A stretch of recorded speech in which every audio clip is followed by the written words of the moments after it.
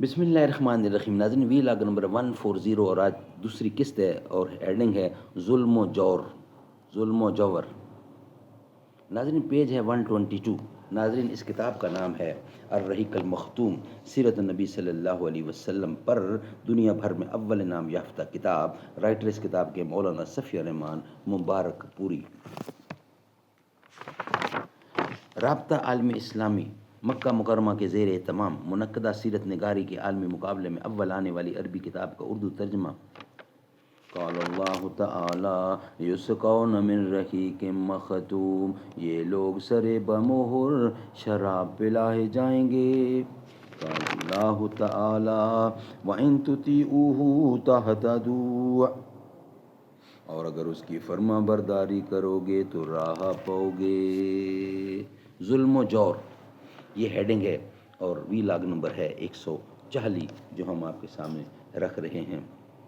مگر غرض جو حصول رضائے حاکم ہو، خطاب ملتا ہے منصب پرست و قوم فروش۔ پرانے طرز عمل میں ہزار مشکل ہے، نئے اصول سے خالی ہے فکر کی آغوش۔ مزہ تو یہ ہے کہ یوں زیر آسماں رہیے، ہزار گناہ سخن درد دہانوں لب خاموش۔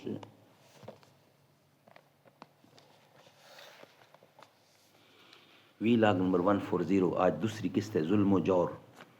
سن 4 ہجری یعنی نبوت، سن 4 نبوت میں جب پہلی بار اسلامی دعوت منظر عام پر آئی تو مشرکین نے اسے دبانے کے لیے وہ کارروائیاں انجام دیں جن کا ذکر اوپر گزر چکا ہے۔ یہ کارروائیاں تھوڑی تھوڑی اور درجہ بدرجہ عمل میں لائی گئیں اور ہفتوں بلکہ مہینوں مشرکین نے اس سے آگے قدم نہیں بڑھایا اور ظلم و زیادتی شروع نہیں کی، لیکن جب دیکھا کہ یہ کارروائیاں اسلامی دعوت کی راہ روکنے میں مؤثر ثابت نہیں ہو رہی ہیں تو ایک بار پھر جمع ہوئے اور 25 سرداران قریش کی ایک کمیٹی تشکیل دی جن کا سربراہ رسول اللہ کا چچا ابو لہب تھا۔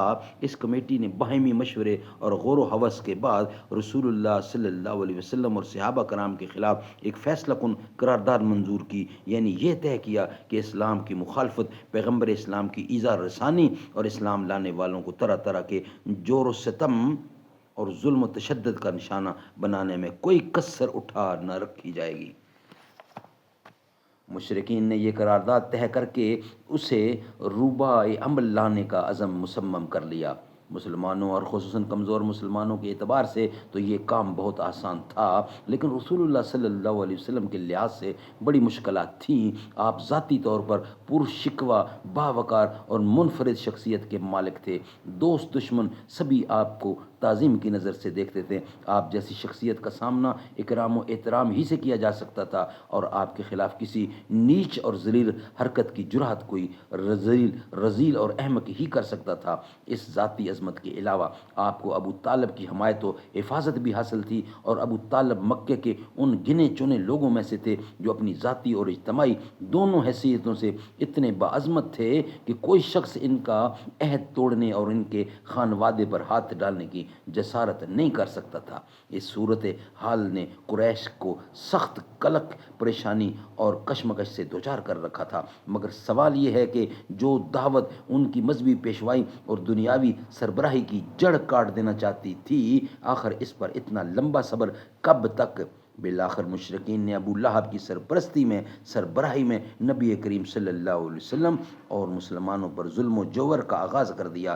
در حقیقت نبی کریم صلی اللہ علیہ وسلم کے متعلق ابو لہب کا موقف روز اول ہی سے، جب کہ ابھی قریش نے اس طرح کی بات سوچی بھی نہ تھی، یہی تھا۔ اس نے بنی ہاشم کی مجلس میں جو کچھ کیا، پھر کوئی صفحہ پر جو حرکت کی، اس کا ذکر پچھلی صفحات میں آ چکا ہے۔ بعض روایات میں یہ بھی مذکور ہے کہ اس نے کوئی صفحہ پر نبی کریم کو مارنے کے لیے ایک پتھر بھی اٹھایا تھا۔